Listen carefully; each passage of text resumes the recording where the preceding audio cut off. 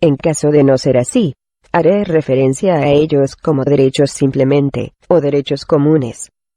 Así, por ejemplo, durante el reinado de Felipe V, los gitanos fueron privados de ciertos derechos comunes, tales como el derecho a casarse entre ellos, o a llevar a cabo sus propias fiestas y ceremonias como bodas, o el derecho a hablar el caló. Se les excluía también de ciertos derechos legales, tales como la libre elección del lugar de asentamiento, el derecho a recurrir contra las decisiones de la justicia, o como la ocupación de cargos públicos.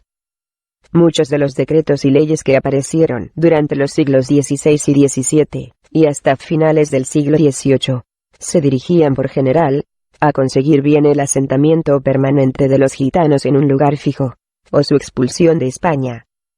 En el reinado de Carlos V, encontramos varias medidas interesantes dirigidas a producir el asentamiento masivo de los gitanos. La persecución de Carlos V se dirigía contra aquellos que aún permanecían siendo nómadas o errantes, siendo varón, sin oficio, o sin vivir con señor. 1539.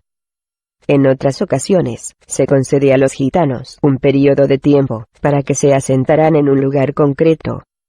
Felipe III, en 1619, fue el primero en establecer en qué sitio debían de asentarse los gitanos, y en qué lugares les estaba prohibido vivir. Ordenó a los egipcianos fijar su domicilio en aquellas villas y lugares que tuvieran una población superior a 2000 habitantes. Más tarde se añadió también que nunca deberían de vivir juntos en grupos, sino que deberían de asentarse dispersos entre la población, tratando por este procedimiento de acelerar su integración al resto del país. 1633. El último de los Austrias, Carlos I, señaló una lista de 41 localidades como los únicos sitios donde, desde aquel momento, les sería permitido asentarse a los gitanos. Añadía este monarca que nunca podrían abandonar su lugar de asentamiento sin un permiso especial de los justicias de la localidad. 1695.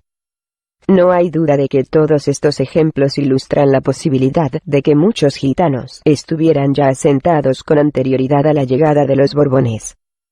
Pero el caso es que también muchos permanecían errantes, e incluso algunos continúan errantes hoy en día.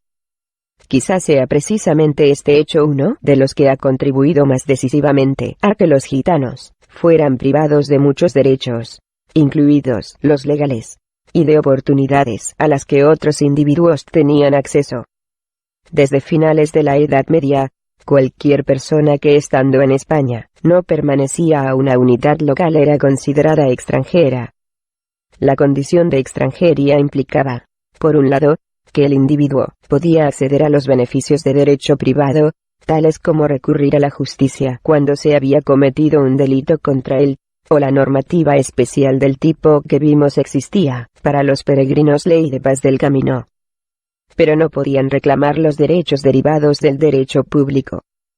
Por otro lado, la distribución de derechos y beneficios que el consejo de una comunidad local administraba se llevaba a cabo sobre la base de una diferenciación entre la persona que tenía una casa en la localidad, la persona que vivía permanentemente en vivienda perteneciente a otro, como una posada, y finalmente el extranjero. Mientras el primero podía reclamar la totalidad de los derechos que beneficiaba a la comunidad local, propiedad, protección, etc., el último se encontraba absolutamente desprovisto de estos derechos. Esta condición de extranjeros solamente podía modificarse a través de la concesión de una carta que otorgaba, o bien el rey, o bien las Cortes. La idea de otorgar cartas de naturaleza a los gitanos estaba muy lejos de su propósito. De otra manera, solamente construyendo una casa y habitándola durante varios años, podían su habitante adquirir el estatus de miembro de la comunidad, y esta idea estaba, a su vez, muy lejos de las intenciones de los gitanos. Derechos y deberes, incluso la consideración legal de una persona, la personalidad jurídica, estaba sujeta, y todavía lo está, al vínculo entre el individuo y su lugar de residencia. Finalmente, la educación toma su condición de obligatoriedad en el siglo XVIII, Y no es necesario explicar que las personas de vida errante no tenían posibilidad ni de cumplir con este requisito ni de disfrutar de sus beneficios. Sin embargo, esta medida fue de hecho más teórica que real, y, como las órdenes de expulsión contra los gitanos, fue repetida una y otra vez hasta el 1970, en que el gobierno reafirmó la naturaleza obligatoria de enseñanza. La religión ha sido un factor que ha condicionado la situación jurídica de los gitanos en España. Ante esto podemos adoptar dos perspectivas diferentes. La primera sería que la religión suponía un medio real de acceder a un estatus legalmente reconocido, incluso para aquellos que estaban ya asentados. La segunda sería que la religión funcionaba en parte como vía de obtención de otros derechos y de movilidad social. Desde los primeros tiempos de la Edad Media, el bautismo en el seno de la Iglesia de Roma fue cualificación esencial para la adquisición de un estatus legalmente reconocido para cualquier habitante de España. Esta ley se mantuvo vigente a lo largo de todo el periodo de la vida de los gitanos en nuestro país que tratamos ahora, de 1499 a 1783. Y existe evidencia documental de que muchos gitanos, especialmente errantes, no cumplían con este requisito. Podríamos pensar que simplemente no querían bautizarse, pero hemos visto también hasta qué punto se había legislado una persecución contra los errantes, y, como veremos más tarde, ni tan siquiera las iglesias se prestaban como lugares seguros para ellos. Aún más, durante la primera mitad del siglo XVI, cuando la conversión a la religión católica apareció como un medio para evitar la expulsión, tanto para los judíos como para gente del Islam, los gitanos no podían disfrutar de esta dispensa, ya que algunas de las normas legales dictadas contra ellos hacía constar que deberían de ser expulsados del país aun en el caso en que se hubieran hecho ya católicos. La religión era también una vía de acceso a otros derechos, y posibilitaba una movilidad social. Durante el siglo XVI y XVII, los estatus de pureza de sangre documentaba las pruebas con que el individuo contaba para demostrar sus ascendientes cristianos hasta 4 generaciones de profundidad, y para demostrar también que en ningún caso estos antepasados habían sido acusados de ningún tipo de ofensa contra la Iglesia. Sin estos documentos, un individuo no podía tomar parte ni ser miembro de una corporación. Si los nómadas no bautizaban a sus hijos en muchos casos, como parece, esto ha tenido que ser también un fuerte inconveniente para aquellos gitanos que estaban asentados, ya que aunque estos quisieran bautizarse, y aunque estuvieran bautizados, difícilmente estaban en condiciones para probar la pureza religiosa eclesiástica en 4 generaciones anteriores. Durante el siglo XVIII, estos documentos perdieron importancia. Pero en épocas tan recientes, como son los comienzos del siglo XIX, la evidencia de haber sido bautizado se requería todavía para la ocupación de un cargo o asistencia.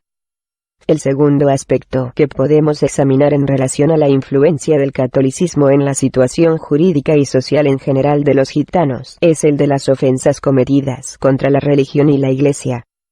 Se acusó a los gitanos de inmoralidad, porque la mayoría de ellos no contraían matrimonio en el seno de la Iglesia católica, sino que llevaban a cabo sus propias ceremonias demoníacas. También, y principalmente, se les acusó de practicar la brujería y la adivinación. Estas acusaciones se repiten una y otra vez en los diferentes decretos y leyes promulgadas contra ellos, al igual que aparecen profusamente en la literatura de la época. La Inquisición conoce su momento de mayor actividad durante los siglos XVI y XVII, y aunque su desaparición oficial se produce en el siglo XIX, se puede decir que de hecho había desaparecido como institución activa e influyente ya a lo largo del siglo XVIII. Según Gordborough, 1841, lejos de lo que uno podía esperar, el Santo Oficio incluía en sus archivos solamente un número extremadamente limitado de recursos abiertos contra gitanos. Haciendo referencia a las palabras de un exministro del Santo Oficio, dice: la Inquisición los ha mirado siempre con indiferencia, ya que no se podía esperar daño real a alguno de los gitanos ni hacia la Iglesia ni hacia el Estado. El Santo Oficio ha reservado siempre sus iras para gente muy distinta. Sin embargo, sería importante el poner a prueba la afirmación de Borrow, y, como ocurre con otros aspectos de la historia de los gitanos en España, urge realizar una investigación en este sentido. Como veremos más adelante, aunque este segundo aspecto de influencia eclesiástica y religiosa ha desaparecido casi totalmente hoy en día de una forma oficial, la importancia del bautismo, entre otras cosas como medio de acceder a un estatus legal, se sigue manteniendo. Hablaremos de ello con detenimiento en el siguiente capítulo. El último aspecto que tomaré en consideración para ilustrar este periodo de reacción en contra de los gitanos es el de las distintas órdenes dadas por reyes y autoridades en el país, por los cuales los gitanos se veían excluidos de diversos derechos, incluidos algunos derechos legales de los que otros disfrutaban. Pero antes creo que merece la pena recordar que aunque estos decretos y órdenes se dirigían de forma especial contra los gitanos, desde principio del siglo XVI, y hasta el final de él, los gitanos estaban a menudo asociados con los no gitanos, mendigos y ladrones en muchos casos. Walter Starkie, actualmente director del Gypsy Lord Society en Liverpool, señala que los gitanos españoles, sin privilegios, con pocas oportunidades y perseguidos, se mezclaron con no gitanos del AMPA. Según Starkie, los gitanos les dotaron de organización de que carecían. De tal forma que había ahora una AMPA organizada. Starkie, 1953. Los gitanos tenían sus propias normas, que posibilitaban una organización corporativa del grupo, y que castigaba, a través de leyes concretas, y de un sistema de autoridad organizada, a aquellos miembros del grupo que pudieran servir de informantes a las autoridades. Se agrupaban en grupos pequeños y contactos. El principio de autoridad se basaba en la edad. Utilizaban una lengua propia como medio de comunicación entre ellos en aquellas situaciones en las que estaban particularmente interesados en mantener en la ignorancia a los no gitanos. Sus contactos y sus normas de hospitalidad interna aparecían previstos dentro del propio modelo de dispersación del linaje. Todos estos factores pudieron de hecho haber servido de base de sustentación al comentario de Starkie. Esto también nos da una explicación más al interés de las autoridades en poner bajo control a los gitanos, y a los que con ellos se habían asociado, siguiendo de cerca sus movimientos, e intentando asentarles con otros españoles en poblaciones estables, de forma que no se pudieran dar lugar a la formación de grupos organizados autónomos. Así, este período incumbía también, en algunos casos, aunque indirectamente, a aquellos no gitanos que pudieran vivir asociados con ellos. La exclusión de los gitanos de algunos derechos de los que disfrutaban otros españoles aparece la totalidad del periodo. Mientras Carlos V estaba interesado durante la primera mitad del siglo XVI en la expulsión de los gitanos de país, o en su asentamiento, Felipe II, en la otra mitad del siglo, en 1560, 1570 y 1586, estaba esencialmente interesado en controlar sus actividades, y en integrarles y mezclarles en el resto de la población. Prohibió todas las costumbres de los gitanos, tales como la vida errante, ornamentos, formas de vestir, ceremonias prácticas de la buena ventura, utilización de su lengua, e incluso el mero hecho de mencionar el nombre de gitano. Hizo también obligatorio que cualquier gitano que quisiera comprar o vender cualquier cosa, tuviera en su poder para poder hacerlo un carnet judicial especial en el que tendría que constar todas las características de la transición y los datos personales del gitano minuciosamente. De no ser así, el objeto que vendiera, se consideraría como robado. 1586. Su sucesor, Felipe I, en la primera mitad del siglo XVII 1619, fue informado de que había gitanos que continuaban estafando y engañando en muchas transacciones, especialmente en las de los caballos, burros, y animales de tiro en general, y que las órdenes de Felipe II no habían sido obedecidas.